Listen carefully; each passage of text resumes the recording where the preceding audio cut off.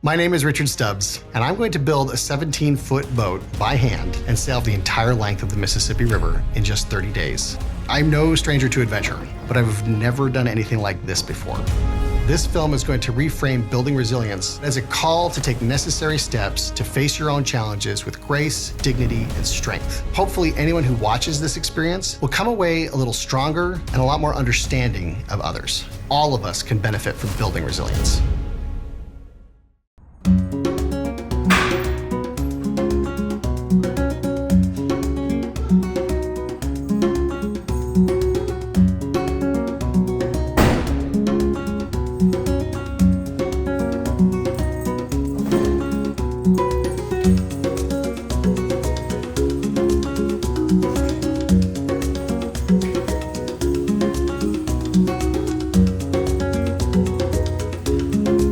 We're on day 4 now. I'm excited to get started today.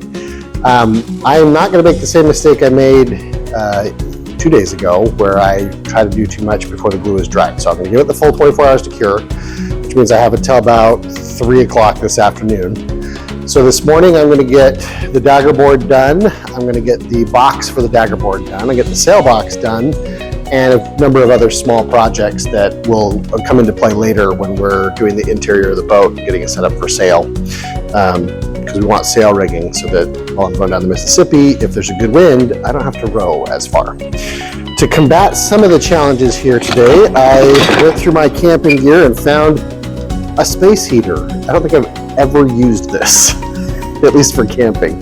So today, that's what we're gonna do. We're gonna try and warm it up a little bit here. I've got a little space heater by the resin, and that worked really well for keeping the resin flowing nicely yesterday. I'm gonna keep this kind of near-ish to the boat.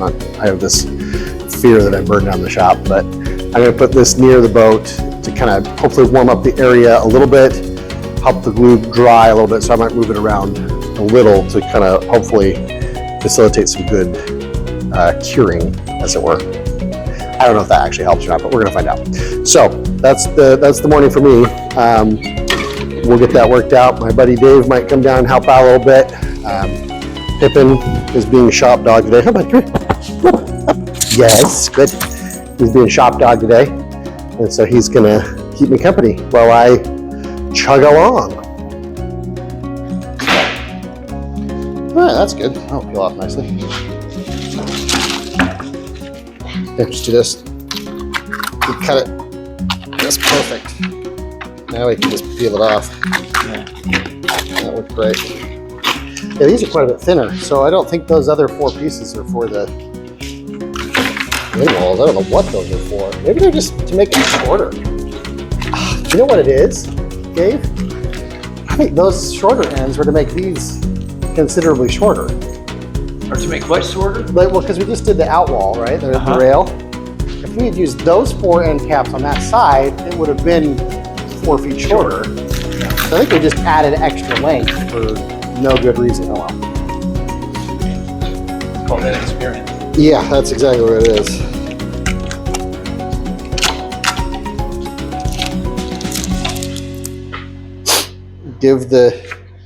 Give the dummy a cookie, and he does what he does with cookies, I guess. Not even a book. Okay. All right, so this one we'll glue together pretty much the same way, except this is inner wall now, so we don't have to, it doesn't have to be as thick. Okay. Nice. Nice. Okay, so let's see. Is that an end? That's an end piece? It Okay. must be an end piece because there's It's flat. Okay, so I'm gonna flip this one over. That one goes there, and that's also an end piece. They're trimmed on that end. Okay, so these are both. All right, so these are center pieces. Okay. Oh, the centerpiece. Those are center. So I think these ones are just 1, 2, 3 long.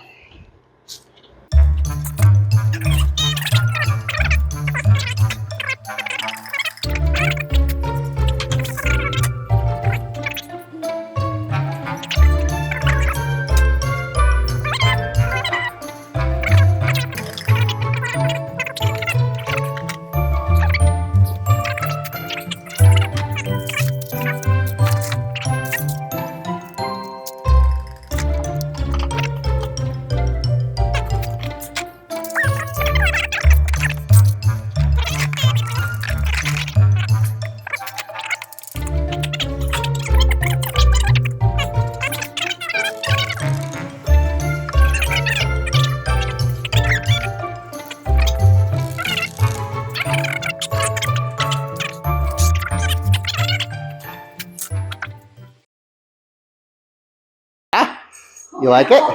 It's even cooler when you turn it over. Yeah, it is. We're happy with it. I like it too. The glue is getting tacky enough, we should be able to flip it. So, Yeah. since we got y'all here, why don't we do that? Yes.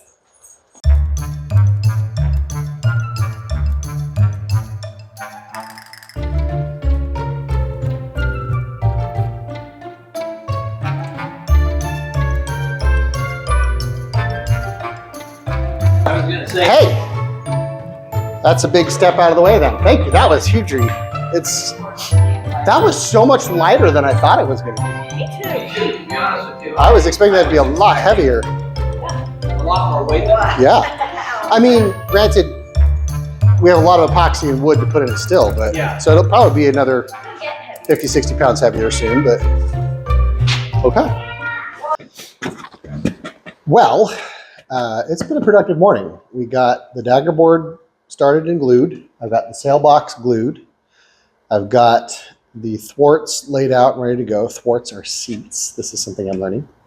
We flipped the boat over, which is good because the next step now is to get a wood flower fillet prepped, and we're going to fill the inside of the boat, get the inside areas ready to go, and then fiberglassing tonight. So once we get the fiberglass in, it's got to sit for a while. So I'll get that in tonight. And then hopefully tomorrow we'll get like the rails on. I'll start the end walls. We'll get it going. Yeah, there's a lot to do still. You start to get a flavor for a project like this, and I think you have groups that go up and build these boats in a week, but I think that's because you have like 13 people helping with each boat, so it goes a little more smoothly, and you have someone who knows what they're doing. I don't know what I'm doing, and oftentimes it's just me or my friend Dave here helping me, so it's a learning curve. But that's what I'm gonna do next. So next up is making wood flower fillet and squishing it into the seams. That'll be hopefully satisfying video to watch. Okay, we're out here at almost 10 o'clock at night because while working today, we discovered there's a broken window in the shop. And while it's protected and barred off, it bleeds cold air, which has been a nightmare for the boat's epoxy to dry.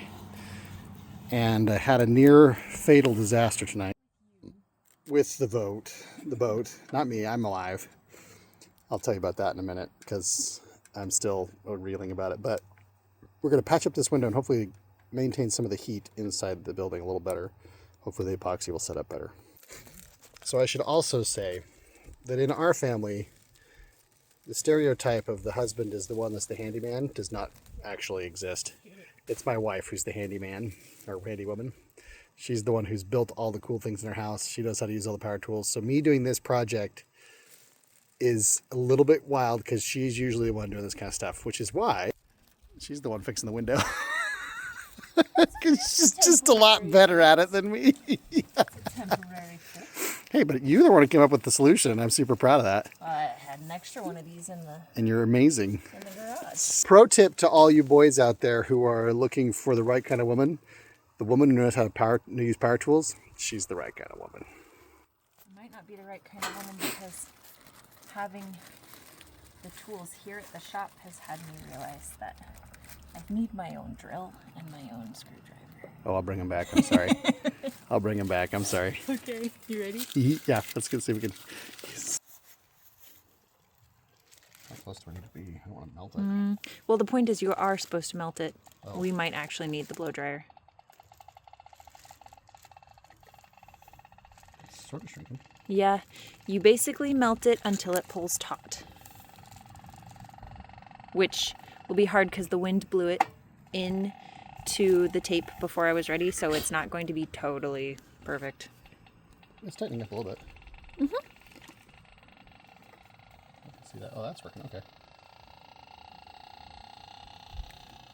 Oh, shoot! Good thing I have more plastic. Okay, so here's what happened. I was following the instructions to remove the wires. I give it 24 hours setup, but it's too cold. And I just didn't trust the instructions, which is a failing of mine. I often don't trust instructions. That's not true. I'm too impatient. And the seams started to split apart. So I had to quickly wire everything back together and then re-epoxy some areas. I think I recovered it. I think we're going to be okay. Down in here we had a pretty massive split happen, and up here pretty massive splits. That was nerve-wracking and not happy at all. So I think I've got it fixed. I've got new epoxy in there. We're gonna let it sit for 48 hours this time. And I'm gonna come in tomorrow, have some heaters running. We've patched up the window. We are, I think, looking better.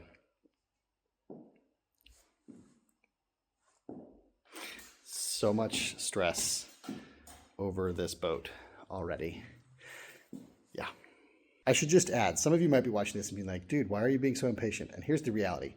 I've got to sail this boat from the top of the Mississippi down to the bottom in August.